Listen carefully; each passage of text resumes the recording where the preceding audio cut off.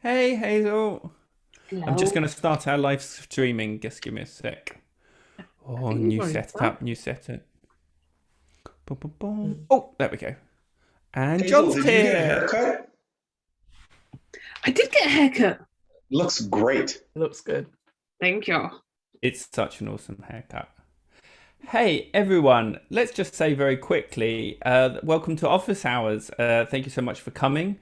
As always, you can be here for as long as you want. We operate the rule of 2 feet. Stay for as long as it seems like that would be something that's helpful to you. I'll be here for the whole hour. This is our Katie again is in a cabin in the woods, so won't be joining us this week, but we'll be back by next week. And there's something else we always say. Oh yeah, we're recording it to YouTube for the first half hour, but don't worry, we're not live to the entire internet. But the second half hour will just be the people in this room. So if you want to get into anything slightly more personal, then's the time to do that. Fantastic. Lovely. That's it. We're done. It's working. This is so weird. Yeah. For those of you just joined, I'm trying a new setup, which means that I'm looking into a teleprompter, which means I don't have all the extra stuff that I normally have here, which is a bit weird. But I think it'll be fine. How is everyone? Has anyone got anything that they would like to start with? I have something, but Yay! I don't know whether it's so for an event. I am hiring someone essentially to do some improv for the day, and I'm trying to figure out because they've been like, what are your fees? What are you going to pay for this day? And I'm like, apart from like paying them the equity minimum, I have no idea what to say like is a good price because they're like, other than going, what are your rates and that kind of like, what are your rates? What's your pay type thing? Does anyone have any good ideas for what might be a suitable starting point for paying an actor for a day? Wow, excellent stuff. Yeah, I guess equity minimum is your is your minimum. There's also obviously living wage, which I don't know. I'm not a member of Equity. I don't know if what you want to be paying is a London living wage at least, which I imagine is slightly higher than the equity minimum. The equity minimum is £104 a day for a day rate. So is that over London living wage? Let me look it up. Google, everyone. It's about London living wage. How long are they going to So it's 8 hours. work? 8 hours. So an hourly rate of pay for the London living wage is set at £10.85. Okay. So that is over. So yeah, so roughly be £80 with some change. Okay. Stephen. yeah. Just to ask Hazel, who is we? I mean, who is this improviser doing it for? Is it a group of you, or is it some wealthy corporate that you're working for, or what? No, it's my my LARP events company, and we've got an event coming up that we're getting someone to do some acting for. So it's not a big corporate company. We're just sort of, what do we call it? Producing an event. Yeah, I think it's really, and it's really interesting and really hard because depends what the intangible bit, whether you have any feel for what you would feel comfortable paying for a day of someone's sort of skilled input. Versus how much you have in the bank. It's hard because it's what do you call it, a setting ticket price type thing as well. So Yeah, my instinct is that a fair price to pay someone for a day's work is somewhere like 150. But I had this when I was doing my arts council application as well. I have no idea like what a sensible day rate for someone is apart from above minimum wage. This is, yeah. I don't know if this is.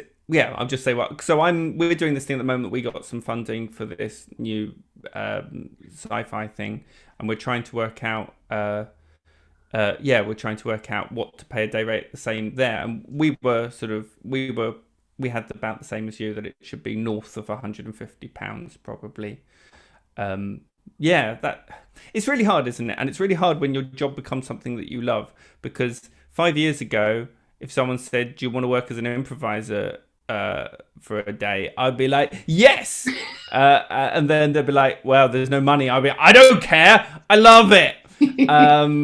And they're like, "Well, you will have to provide your own catering." I'd be like, "Yeah, okay," and maybe the catering for everyone else. "Yeah, all right, I'll bring loads of rolls." But now I'm a bit more discerning about it because it's my career. But it's really, I applaud the fact that that you're wanting to pay the right amount, because you can. People do get so far asking artists to work for free because they love it or whatever, or to get the exposure or whatever. We really don't want to be those people. I think it's good to start from a point where you're like, I'm just gonna, if I'm charging and I'm getting any money for it, then I'm going to pay the people who I'm getting to do work for me. So.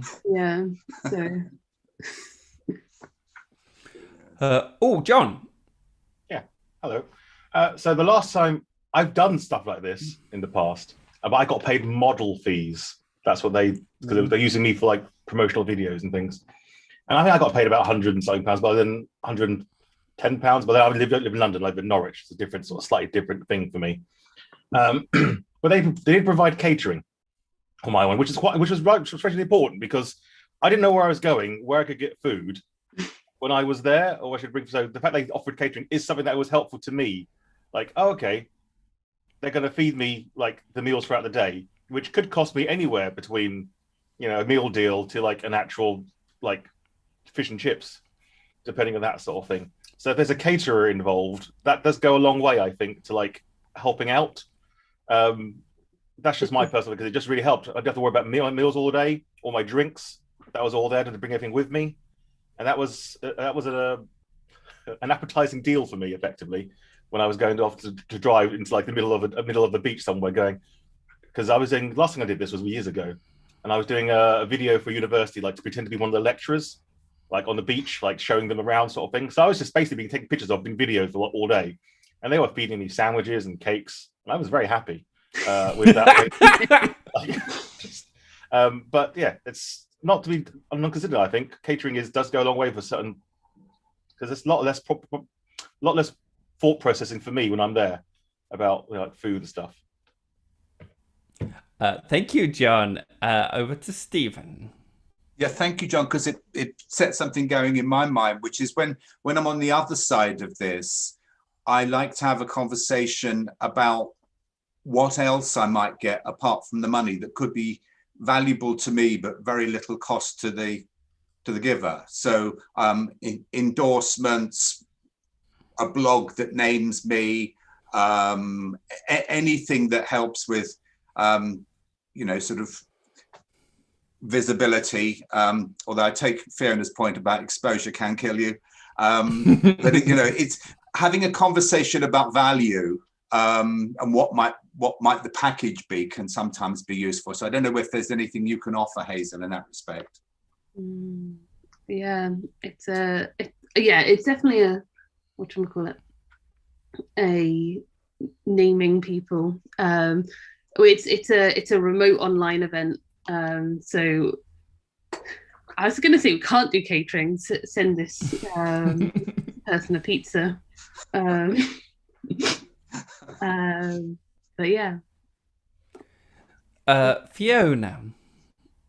Just again, because you now said it's remote. If it's something if it's one of your, like, if it's the nautical trench stuff, if you're planning to do it several times, or it's something similar, maybe like a not exclusivity contract, but if you're like, oh, we're going to work with this person further down the line, maybe mentioning that, okay, here's what we can provide just now, but loyalty, no, but like that sort of thing. If you're constantly using them over and over, well, we may be able to talk about future stuff. So that if you do certain amounts, if it then becomes in person, maybe then catering stuff, or just in general, just like, we really want to work with you. How can we make this work further down the line? So it's not necessarily a one-off. And maybe that's something else to think about as well. Yeah, that's actually clever, because the event I'm planning right now is a one-off event, but being like, this is something that we can do in the future as well.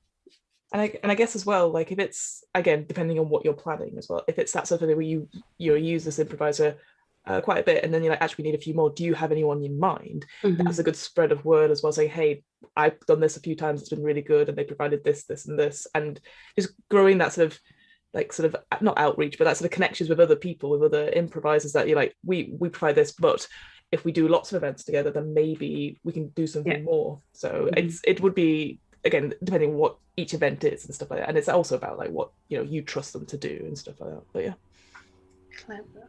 Cool, thank you.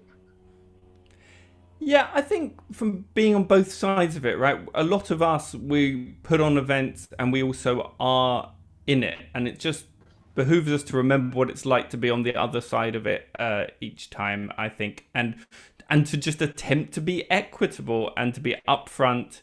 I think clear communications is always incredibly important. Like, and something that I know you'll do, which is just be appreciative. I've been in massive corporates where I get paid maybe 5 or 6 times my normal teaching fee for doing a Hoopla course, but I get treated so awfully that it's almost not worth it, even for that kind of thing. On the other end, I've done things for friends with a nominal fee, but it's been so glorious that I haven't minded. So all of these things are a little elastic, I think. And respect and doing good art and being appreciated does go a long way. I mean, it's not pizzas, but it's good. I like it. I think it's important. But I know you have that covered, Hazel. Very grateful for this person. Do our weird online shit for us. Amazing. Anything else on this topic? Aha, Stefan.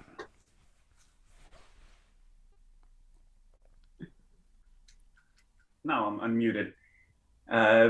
Yeah, this is a topic that's related to it that I've been thinking a bit about. I just came back to teaching in real life a couple of weeks ago, and I realized when I thought to myself, I would definitely do this for free if I wasn't getting paid, because I'm having so much fun doing it, and I'm feeling the same thing when I'm going abroad teaching at festivals and stuff.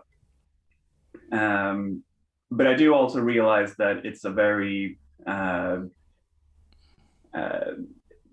it's a bit of a controversial topic, because obviously some people are living off of it, and if I would do it for free, I would wreck their chances of doing it as a full-time thing. But then I'm also thinking about other things that I've done for free in the past. I work with accounting, and in the beginning I did that for free, just to get more experience so I could compete better. I've also done coaching in soccer for goalkeepers, which I also obviously did for free. And one thing I'm thinking is it perhaps more of a problem that we don't have a rating system? For example, you would never see Real Madrid tell one of their best football players that no, actually there are other people who are willing to play for free, so your negotiating situation is not really that great. The same thing for when I started out doing some bookkeeping and accounting. I was never able to compete with those who have been doing it for 20 years because I didn't have that experience and I was just not on that level. Whereas improvisers, it's very hard to tell who's super experienced and who's a better teacher than someone else. So I'm just wondering what you guys think about working for low wages or working for free in cases where you feel like the exposure or the fun is worth it for you, but maybe doing bad things for other people. That's a very long monologue from me, so I'm going to end it here. Loads of really interesting points in there and things that I don't know exactly how I feel about it. So yeah, great conversation starter. Does anyone want to jump in on any of those points? I'll say while everyone's thinking that when I started teaching, I didn't think that I could charge for my teaching. So I coached a group for 2 years for free every week. And I could do that, of course, because I had a full-time job. And so it was at that point just a hobby and something that I felt I wanted to get better at. And yeah, I guess that was, to take Stem's point, that was, if you have people, and I did it because I'd never coached before. So every week I was creating like a methodology, bringing in exercises, learning how to teach those exercises, learning that skill of seeing a scene and then being able to apply the right exercises to it in order, I was learning those skills, so I didn't feel like I could charge because I could, just as easily be breaking them as helping them as improvisers. I didn't know. But then I had the luxury of doing that because I had a 9-to-5 office job. But yeah, 2 years of that before I started charging anyone. Fiona. Well, that's it, isn't it? It's you might feel like, oh, but I'm doing it for fun or I'm doing it for free and it's fine. But actually it's costing you time and it's putting that energy into creating interesting things, or like, even if it's teaching soccer, the fact is that you're probably planning the drills. You're going to do this and then split them up into teams, and then you're going to just doing that. Like I did that for Quidditch for like 2 years as well. And let's say Quidditch players, they don't like feedback, but they're not paying for it. But then I just feel like it's okay to say that to people. Say, okay, we're going to try these things out. If people like it, I want to encourage people. I mean, again, this is me saying it, who doesn't do this for a living, but encouraging donations or a minimum donation of something towards your time. Just because I do think we neglect that time with people. Like, oh, I'm doing it for fun, I'm enjoying it. It's like, yes, but you also need to provide, even if it's like at the end of the tax year, say, oh, well, have you bought any ink for your printer? Have you all this? It all adds up over time.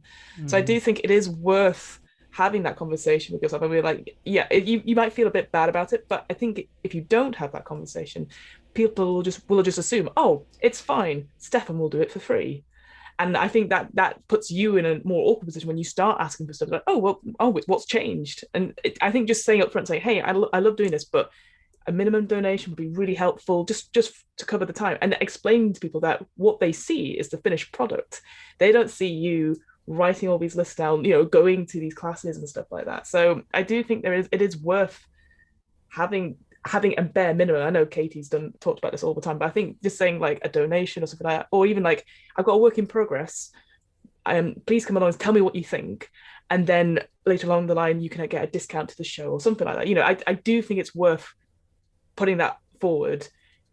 But again, it's a case-by-case basis. Obviously, if people, you're trying to coach a team that don't have that much money, maybe you're like, okay, let's do a reduced rate for a couple of sessions and then talk about it. I do think it is important to make sure you have that boundary somewhere. Yeah, agreed. And I've been thinking about your Real Madrid comparison, Stefan, and I'm trying to, obviously I don't like the idea of rating teachers.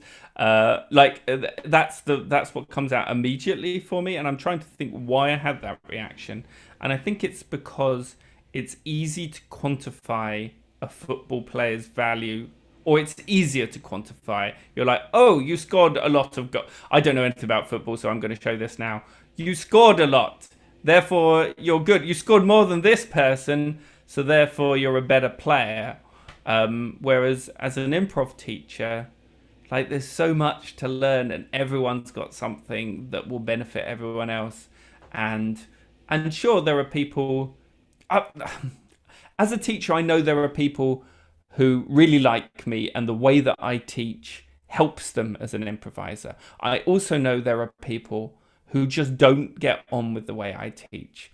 Maybe I definitely don't give them enough feedback, or I'm always telling them the things that they do brilliantly, whereas what they want to do is know the things that they have to improve at and how to improve, or whatever the thing is, right? So I'm a really good teacher for some people, and I'm an awful teacher for other people. And because I just do a lot of classes, the people who like my stuff will come back, and the people who don't, I just won't ever see again, right? I don't know how I'd quantify myself against any other improv teacher, because they will be good for some people and bad for some people too. And so I don't know how you would rate that. Do you know what I mean? I don't score goals, so I don't have any metrics with which you could tell me how good I am. That's me trying to unpack why I was uncomfortable with that. But yes, a response. Stefan, I thought I saw your hand up, and then I'll go to Stephen. Yeah, I just wanted to say that I'm not in the camp of let's do it for free and ruin the market. I'm sort of doing a bit of devil's advocate on this, because I think there are really two ways of looking at this. Probably Chris wouldn't have been the great teacher that he is now if he hadn't done those 2 years for free, even though he might have taken the opportunity away from someone else who could have been charging for that time. And probably the improv community is better because of it, because we now have a Chris Mead on a much higher level than he would have been otherwise. And I do see the problems with the rating system, obviously, because it's very hard to put numbers on it. But as long as we can't, that will always mean that an absolute beginner will compete, and it's going to be very hard to compare someone who's dedicated their whole life towards something and who's really providing something on a very high level with someone who's like kind of starting out and is just good at marketing and advertising. I'm eager to hear more of what you guys have to say. This is absolutely fascinating, and thank you so much for doing the devil advocacy, because it is such a fun thing to think about. I'll go to Stephen in a second. I guess the only number that people will respond to is the number of years you've been doing it, to a certain extent, right? If you have like a David Rosowski who's been doing it for 40 years, that's the nearest we have to a number that creates a hierarchy of teachers, right? If you've been consistently teaching for decades, then you can reasonably expect that it's that the class is going to be interesting. Stephen, sorry, she'll go. My first takeaway, Chris, is when your next teaching our ensemble, if you do something great, I'm just going to shout goal. Good, thank you. So, I really appreciate it. It'll be a bit distracting, but I love it. Yeah, okay. I think I won't. Or hat trick. Thank you. Yes. I personally, whether improv or the other things I do, I'm quite comfortable with doing some stuff for free, but I try to be clear about why I'm doing it for free and what the benefit is to me and really have a conversation about that. I'm about to do an improv-based workshop for a charity exec team or whatever. They could probably find some money, but actually I want to do something. I've never worked with a group like this using improv before. I want to do something a bit different, and I'm going to contract around feedback and testimonials, and then that's a good package for me. And next time I do that thing somewhere else, I may well charge for it, and I'll feel more comfortable having doing that because I know I've given it a bit of bench testing. So it just works as a deal, and I've done that before.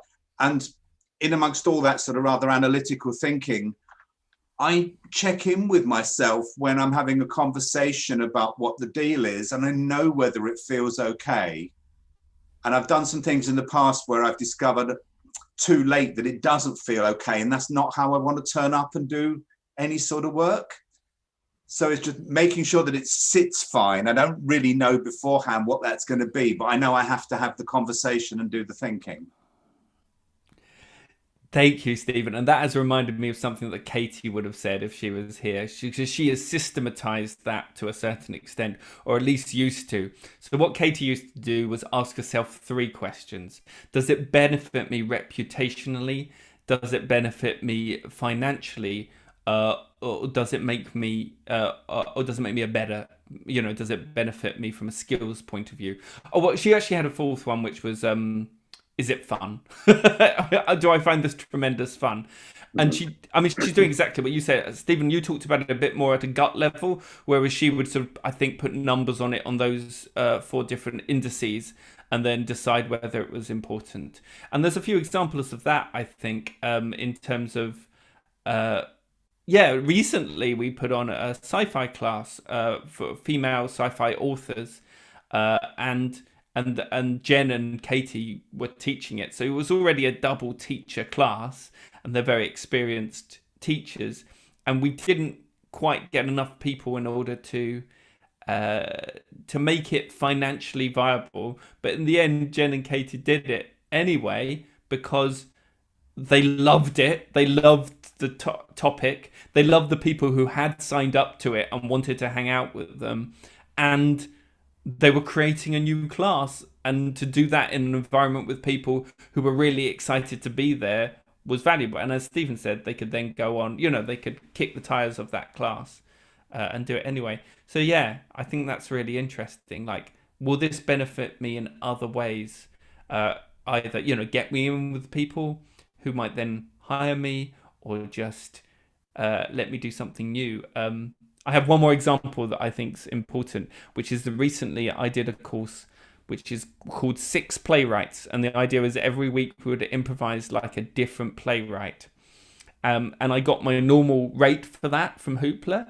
But the amount of work I had to do every week on top of just being in the class was astronomical. I set myself the chance of at least reading 3 plays by each author, and then creating new exercises that weren't exercises that I'd ever used before, that particularly defined the characteristics of that author. And I did that every week for 6 weeks. And it was so much work and so much time, but I loved it so much. And I think if the 10th time you do a level 1 course and you've got your lovely syllabus that works and moves from one exercise to the next, I can find myself coasting a little bit. I can be like, I find myself coming out with the same anecdotes, not addressing what I see in the room, but just saying what I want to say, my talking points. But you can't do that when you're doing all new exercises. And so that was incredible for me. So that was another time where initially I was like, what did I do this for? This is so silly. And then it ended up being one of my favorite things I taught for the whole pandemic. So yeah, interesting, all the indices you can mark yourself on, right? I talked a lot more than I should have there. Ron. It's a really good and interesting discussion. I really liked what Stephen had to say, just making your intentions clear. My model for the last year that I thought was really good was RE, who a lot of you know. RE went on and advertised, I'm going to do this workshop. It's going to be for free, but I'm going to ask you for feedback because I want to build up my resume and I want to get experience and so on. It hasn't quite been said, but sort of the implied thing. The unique thing about teaching is that if you're a beginner teaching, at the university level or improv, you're just going to make a lot of mistakes. That's just the nature of being a beginner teacher. You want to pack so much in, and you're going to try and get it all done with the best of intentions, and it's just going to fall flat, and you're going to know it. And so beginning teachers, they just make a lot of these mistakes. And so I think it's really valuable to make that clear that I want to do this for free, to build up my skills and to get your feedback because I want to be a better teacher. But at some point, you're going to charge, and you're going to charge some money. And I think that's a really, really good and honest and upfront and forward strategy. And I really like that. And I think that it's far more disturbing for me to go to a teacher that has 10 or 20 or 30 or 40 years of experience, and you're sitting there, it's like, I don't know what you're telling me. You have forgotten what it's like not to know this. And they're not necessarily great teachers, right? And I think that is really the key skill in teaching. I remember what it's like to not know this thing that is so natural for me now. And so I'm going to explain in many, many different ways how to do this thing in lots of different approaches, because one of those things will resonate with you. And you know, some really experienced people just don't have that skill as much as others. But yeah, it's a really good and interesting discussion here. Thank you so much. And we can continue with it, but I do notice we've hit the halfway point. So for those of you watching online, and people do watch these, like we get comments every week about it. So I know there are people watching this. Thank you so much for doing that. Can we all wave to them goodbye?